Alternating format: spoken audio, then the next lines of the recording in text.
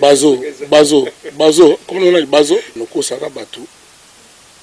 Zala na maïl. Moi 6 eza bon moto na sommet na yango. C'est-à-dire moto na 3 dimensions. Tout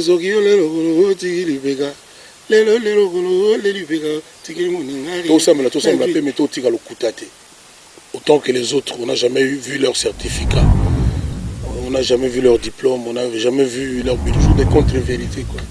Ils vérifient pas, ils réfléchissent pas, ils boivent un verre. En fait, je ne suis que son 13e apôtre, le seul noir. Écoute, quand en photo, c'est comme mon gars. Tout la fait fi, Bazaba Nyama. Parce que au confondre Kofi Olomide na Nyama, il faut s'abonner Nyama. Voici pour vous Pembele Event. Pembele Event, c'est du nouveau en Belgique. Pour tous vos événements, anniversaires, mariages, baptêmes, défilés des modes, élections Miss, nous avons bien dit Pembele Event. Yeah! Pour la fête d'Inayo Izala Kitoko, pour la fête d'Inayo Ibonga Penza, traiteur, serveur, calèche, limousine, DJ, décorateur, nyonso, okulukate, Pembele Event, akuyana bango. Hé maman, Pembele Event, pour la maître de cérémonie na yo, Kouti a Tembetin, Yaka Peulona, Pembele Event, le seul et le vrai. Pembele Event est là. Et bongo, Olingoui Bamodele ya Pembele Event, ba numéro ya Goyo 0032 476 782 126. Vous sous-soufflez 0032 466 097 571. Pembele Event, un travail de corps. Pembele Event, tout ce qui s'y va comme. Pembele Event, ya yo, ya ye, ya gai. Pembele Event.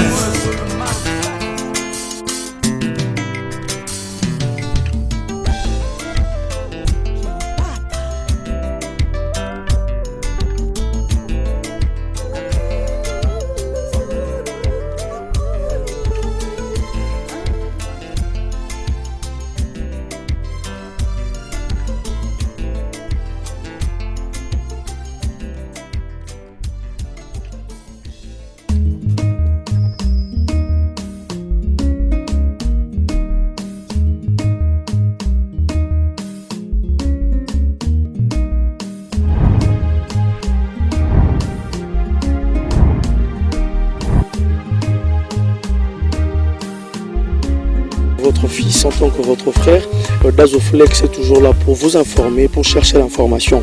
Aujourd'hui, au cours de cette émission Plateau des Excellents, c'est l'excellence qui compte toujours avec nous et dans ces soucis, bien sûr, de vous amener l'information qui fera plaisir normalement à toutes ces personnes qui sont toujours attachées à cette émission. Et vous savez bien que cette émission Plateau des Excellents, c'est une émission qui parle de l'excellence. Et aujourd'hui, on aura le temps, bien sûr, de descendre sur le terrain pour rencontrer un de grands. Lui, c'est un grand pourquoi? Parce que c'est quelqu'un qui a marqué le temps passé, qui a marqué le temps présent et il continue encore à marquer son temps.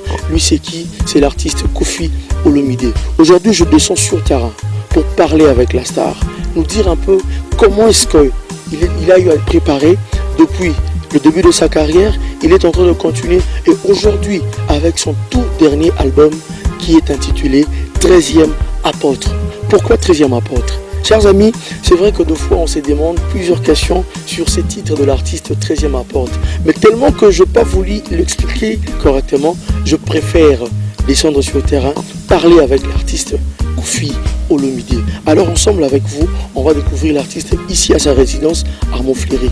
Alors Banakin, Banapoto, Banamon entier, les lots Dazoflex, la grande équipe Moïmato Kiti, Poto Pasolola, l'artiste Nabusa Monene, Kofi Olomide, le quadre, dans le billet 13e apôtre.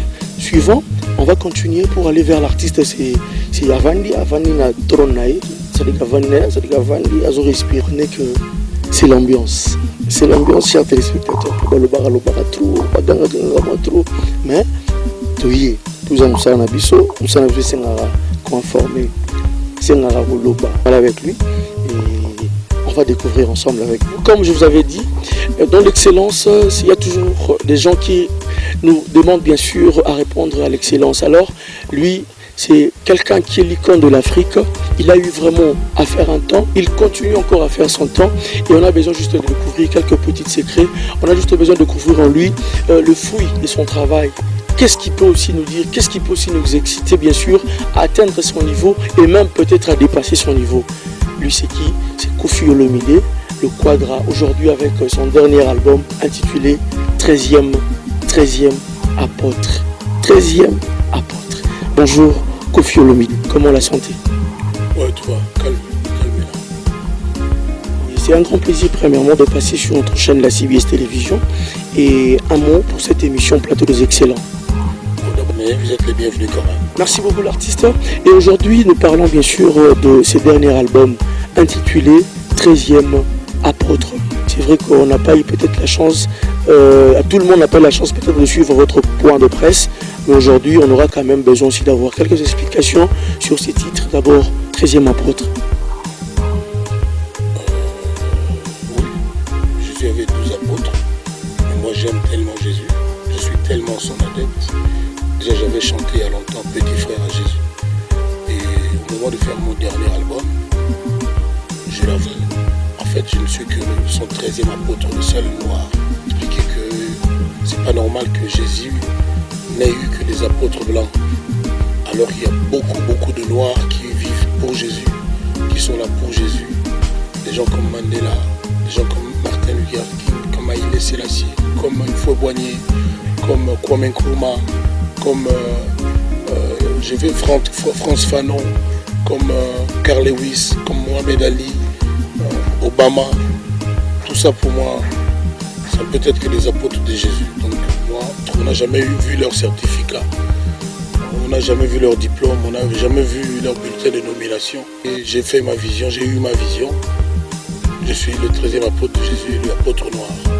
Bon, le 13e apôtre, donc c'est déjà bien. Alors l'artiste, on veut aussi avoir aussi quelques précisions sur le 13e apôtre. Il y a eu combien de titres en question? Il y a 39 titres. Hein. Il y a 39 titres. Parmi les titres, il y a à peu près 32 chansons. Et les autres, ce sont des grandes photos. C'est comme mon gars. Tout la fait suite. Écoutez. Merci beaucoup Koffi Olomide, on comprend vraiment que c'est l'ambiance qu'on est entre mains. Koffi Olomide, 39 chansons, les belleté. Ça c'est notre fils, lui on l'appelle. C'est mon grand-père. Il s'appelle comment le grand-père? Saint James Rolls. Ah, Rolls, James Rolls. Saint James Rolls. Ça va? Amour aussi. Pour papa, tu veux dire quoi? Amour. C'est bien. C'est bien. Un mot, tu as demandé un mot. Merci beaucoup, c'est James Rolls. Alors, 39 chansons, l'artiste. Les gens se disent aussi peut-être que, bien que c'est le dernier album, mais c'est pas beaucoup. Est-ce que les gens vraiment ont de maîtriser tout le 39? À l'époque, les albums, il y avait 6 chansons. C'est moi qui avais fait 12 chansons. Le premier, c'était toujours moi. À l'époque, les concerts, c'était 200 francs. C'est moi qui avais fait 5000 francs. À l'époque, c'est-à-dire, c'est comme ça, quoi. Hein, chaque fois que ça vient, il y a toujours quelqu'un qui trouve c'est mais maintenant, il faut écouter quelle chanson il y a. Je ne sais pas si tu as écouté, il faut écouter.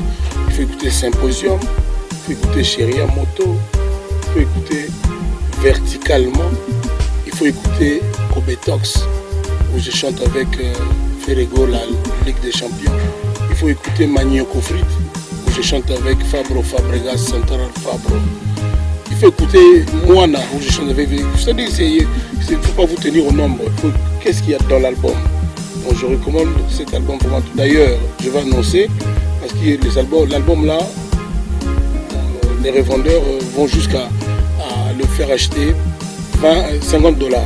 C'est comme ça que je voulais annoncer à votre chaîne officiellement que samedi et dimanche de 12h à 22h. Je serai à Saint James Hall, l'ex 5 sur 5 à Auch, moi-même, pour la vente à tout le monde, aux particuliers, avec autographe, avec photo, à ceux qui vont venir acheter. Et l'album, c'est à $20 seulement. Parce que je ne peux pas accepter que mes fans souffrent en étant obligés de débourser $50 chaque fois. Les grossistes là, les revendeurs là viennent chez moi acheter à $20. Et ils vendent jusqu'à $50, je trouve que c'est exagéré. S'ils vendent même à 30, 35, c'est mieux.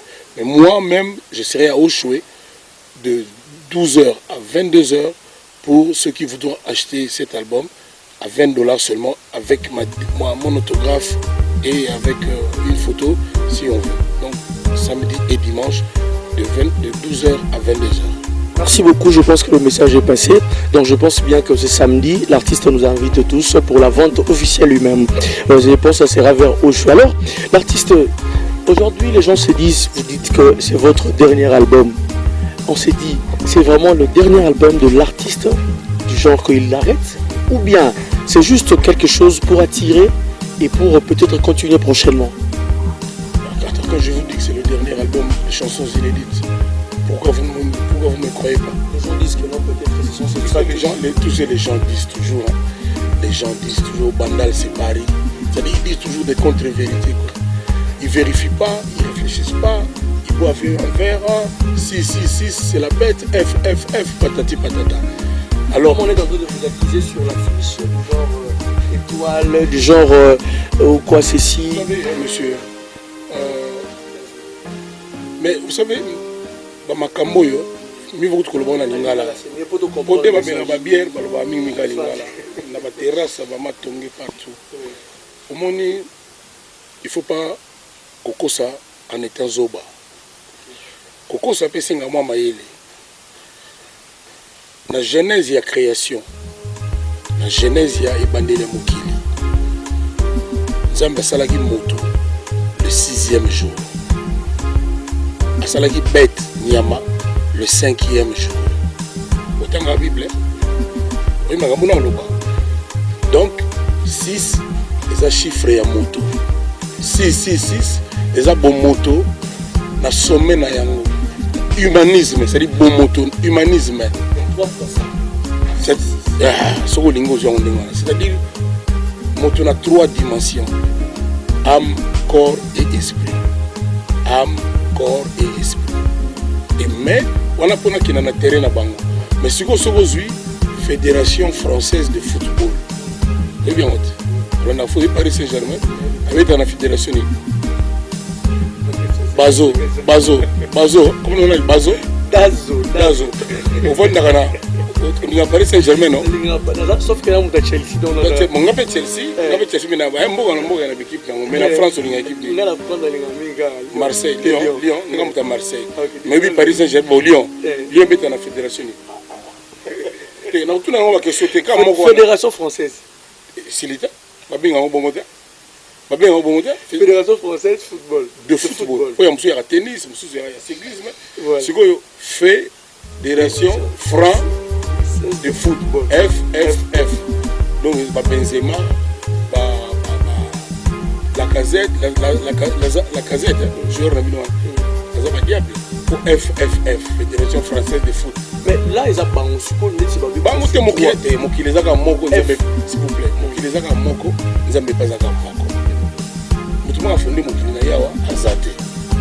Donc tout en dessous du soleil est vieux. Et là au moins c'est que tout ça là est zaté.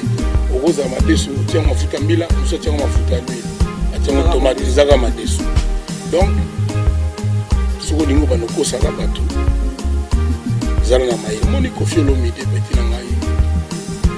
Parce que maï réparateur de cœur brisé. Yo mon homme qui aime jouer ma monate, la vie non ba webisa. On a tendresse aux gens à la banze mon ma mère mo bayaka en pleine émission ya Polé Mokendi. Ba pesenga comme papa fleur, ba expliquer que tant to bota ma fleur. Tant to bota ka bana fleur ba ila ka tant to bala ka bela so fleur na cimetière pe ba mela ba to ka fleur. Yo na banze mon yo za lo pesa so fleur, c'est-à-dire les loyo ba mère beli bana ba onde ba comme yo ka musique ya Kofi. Na niveau mon lo mo écoutité. C'est-à-dire, ce que binité, wa mwana nzambe te.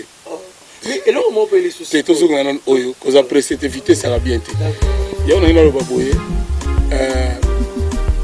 batona faut ba yeba. Siko mutu tendresse oyo abongisa ba mabala ya bato. Abetaka na ba mariage ya bato. Abetaka na ba anniversaire ya bato. Bato ba yaka bana na beta musique ça fait ba 30 ans, na 30 ans te. Bato ba yaka kaka. Ndeni mutu wana koza nyama. Bango nde baza ba nyama parce que au confondre Kofi Olomide na nyama il faut zapena nyama. Baza pena bato yo so moi si nazo kanzema Kofi mona tous les Kofi. Na ba TV jalousie.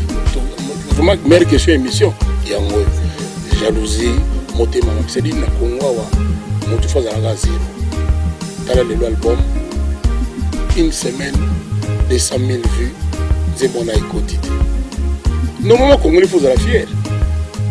Ba Nigeria sima les loyo Kofi numéro 1 na iTunes la musique du monde. Numéro 1 bato ba intérêt de numéro 1 la musique du monde. Na monde entier numéro 11 devant DJ David Guetta. Nga quadra kora mpao makonzi. Mais photos à la fière. Sont dans une va faire bakora ou on a yikala. Mais siko les loyo. Photo moni lo mo pe bato. Na une semaine 13e apôtre on dirait bima sur 3 mois. 21 000 CD vendus na 25 € na poto. Batbote quand il a 50 € à. Nous on a qui nous sommes na poso yoka. Ya on a seule opération wana CD 20 € pour tout le monde. Puis on est pour na ba grossiste. Pour on teka na bateau ba te ba revendeur. Mais comme ba revendeur bazo soumet pas na nga, ba tela ka bato na ngai 50 40 aboyango. Nga moko na oteka on a au chemin 2 jours kaka. Donc so yete lundi mardi ozonga ka pa ba revendeur wa. Le lundi mardi oye na osho, ozina photo, ozina autographe na yo, okena CD na yo, photo sega pe. So le biga to kangi photo après buga kingo petit pena mako. Sega monke. Alors, il y a encore quelque chose. Tout le monde a un clip Mousso Sali, tout le monde a un panneau à Kofi Olomide, je me dis pourquoi c'est comme si tu t'intéresses plus à Batouana, or yo Salamoussa na yo. Je trouve pas que nos fanatiques va dire que non, na nengo zala. Pour te rappeler ma solo du genre que non, Batou Balobara, j'aime pas Kofi mais la musique na yo. Si autant Batoualo bon, c'est vrai la musique non mais c'est comme si valoriser sous Batouana que les gens battent par nos qui sont à TV. Tu trouves pas Bateau balinga Kofi non Bateau balinga musique à Kofi aux les bango que Bateau moni Bazo petit frère Dazo moni elogore ali mingi na Congo Kisasa soki na kina na Kisasa na Brazza na ba Cameroun na ba Kenya ezate siko bato batala ngo siko na ba Kenya na ba Brazza na ba Angola bayoka siko mawa na buzoba ya ba Congolais tu ba Kofi bazo bamba ili banga asali nini kapu na yimba kuna na succès tadi bango fallait gana tambola na kombi na 607 on comprend ba mona na makolo de mon fleuriti c'est va faire ba na koleka ntsele wana nenga la calme na yimba kana nzima matanga makambo na yimbi yo so tinzima matanga ona taba serke baba so ngo mais mutu nous tout fait bagalinga kufa chaque fois la muga ibaka ko lingo kufa atoke wa toza mbango toza mfambe ya jeune abe kufa bon jeune il bossa kufi bon baloba c'est dire kufa les analystes ba comment ba sala ba date non on souhaite pas comme la Bible dit la 13e apôtre la Bible le dit ceci non na lo Bible bato batala ba biso na ba Éthiopie na batala clip wana bon kazo amoni Kofi na TV ya sepeli jo beti li Kofi po on s'est pas vu Kofi on a zanyama amutute cherche aussi à leur convaincre Olomide lelo moni na annoncé l'album Asuka kaba jalunde ba sepeli mais balobite bato tout bazo boya non o c'est l'album Asuka te Asuka te bato tout petit langa fali pour panalanda e alors bien non biso ba petit vite au sa pétition pour vivre continuer au sala fali pour parler dans la télévision c'est mot pas ça on comprend mais si vous bateau ndingo le musique ko yango ko mayo lalati musique ko yango ba ça dit bon ça dit bitira ba ya nini ba mona ga mabe ya bato apparemment vous avez trop de regrets hein non on a regretté bato ba trop faible devant nga au monde na kina na kumbela bango depuis ba 30 ans na beta na tili ça dit malgré ma na bango il n'empêche pas les longs roquettes tango ça dit album congolais les kana banzembo yango album zo battre ba record yango donc sala oyo lobby yango zo continue c'est dit malgré bango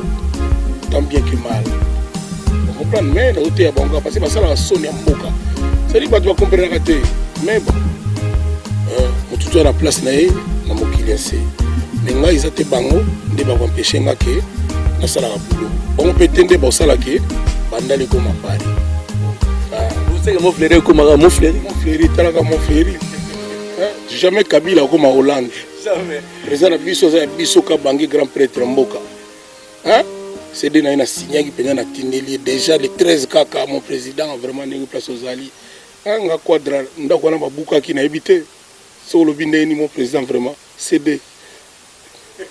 Merci beaucoup. Alors, Chris Ibanga, le travail continue à être fait. On est en train toujours de travailler. Dazoflex continue. Alors, le vieux Rambo, il y a aussi une question au Batoubatou Nabalobi. C'est vrai que particularité à un moment était toujours avec Cindy.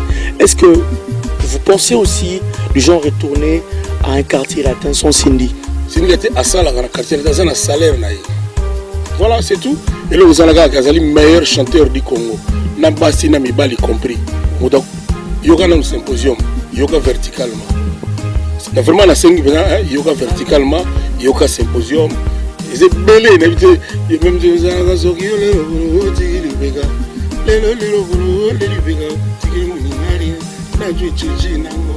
le retour de Bourreau, pourquoi? Alors qu'au fur et à mesure, dernier programme Nabiso Toroye Balelo Izani.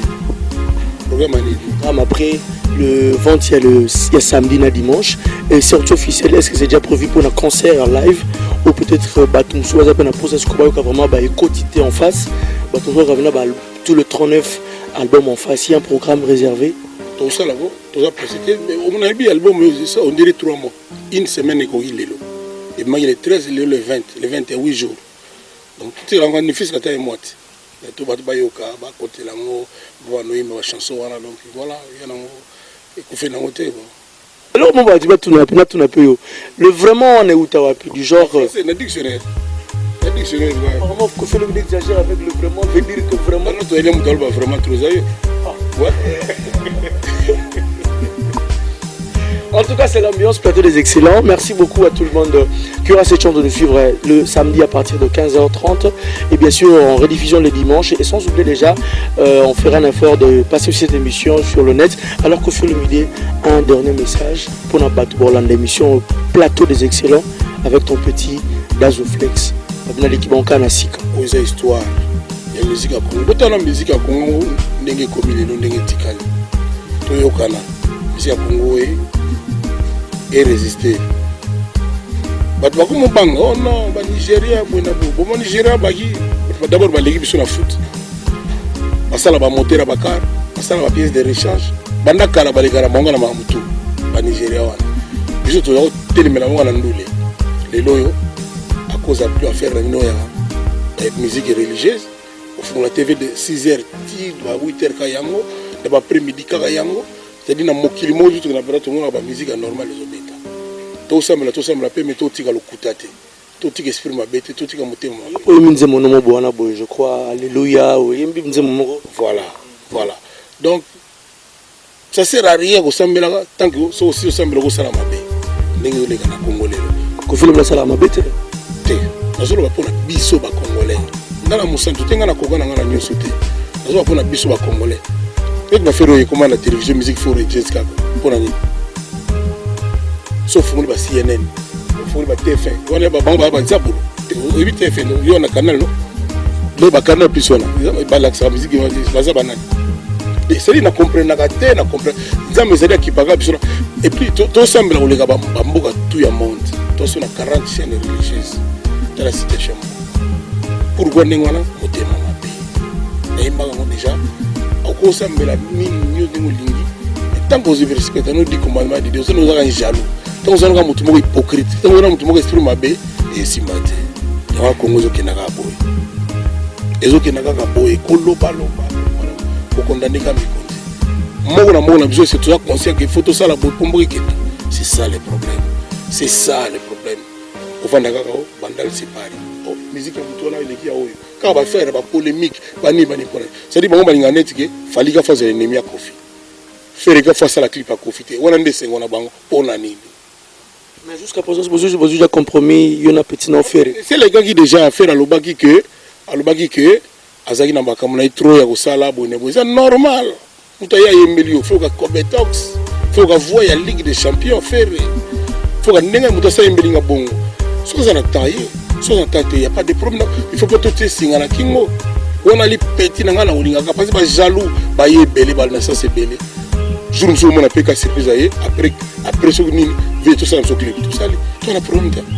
Mais quand on a bango, il faut qu'il faut qu'il y ait un il faut qu'il y ait un des Congolais ligne pour l'année. Apparemment, seul avec tous. C'est quoi le problème? C'est pour nous qu'on est seul contre tous. Mais apparemment, ça dit quoi? Réunion et Salima qui a réunion.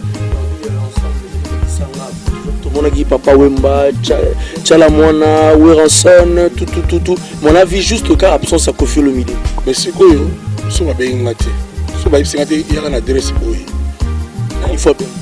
Mais Moutou a fait le bail qui est tout ça réunion, Moutou ni. Moutou a nat. Moutou a bien ngate, Moutou soit nanat. Il faut ça Moutou moi la Mougaki a joué Dewana. Déjà beauté herman. Donc Moutou a joué Dewana. Soit mon aboulou n'en a quitté. N'a ce qu'on s'en donne. Tu t'es même pas soucié pour appeler tes frères. Pour appeler les gens qui nous en émission na yo. Oui, ça a gâté. Les gens qui ont mon émission yi na CP na petit. Na vous demandez na ibi même pas que émission ça là. Aussi bien c'est tard mangam na ngati. Na ngai. Na vous benga yo comment? Mais si bien c'est côté na ngai on tard mangam.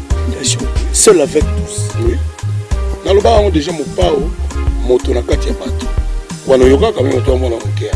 Ça veut dire quoi? Seul avec tous. Peut-être rebelle à cause de contre nga. Mais bazaka muke. Pour se affronter Quadra, Kepler 45 DB 300 milliards d'années au Sahel. Voilà, on va affronter comment? C'est-à-dire, hein? Banda va faire banda tilé. Toujours bundaga, tout ça va assumer. Ngai le kumuga ya Congo. Le kumuga ya Congo, donc je vais go bébé go koyate. Donc voilà, nous seul avec tous. Peut-être que bango za contre nga menga na ko za contre nga bango nyoso. Ata linga bango te mena contre bango te. Linga bango. Nabi ata pour tout ça nabi bongo voilà tout dit toloté. On nabi ata kutu mais ngana zana ngana problème na ko linga te li passe na bango na tia bango mbeli. Voilà. Les années ngona. Donc basali olobi basali réunion. Ndeko lobi bat contacter ngate, batuni ngate. Na sala ndeni. Zalanga ina ko sala koma. C'est un mao. Mawate. Mais à partir du moment c'est qu'il y a un petit problème. Nous avons un membre de l'association comme on Moussala. Oui, Moussala. Voilà, nous avons une association. Ça y est, on a été la vie. Nous avons une association.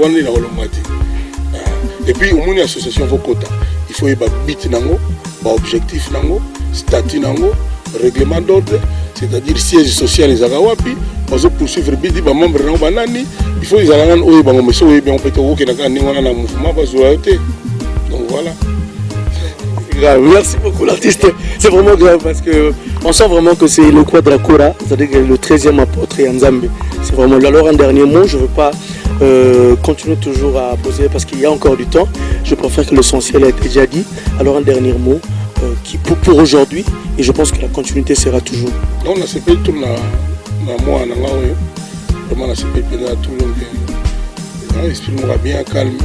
On sait pas trop ce qui tout garder Ngayo, la CBS.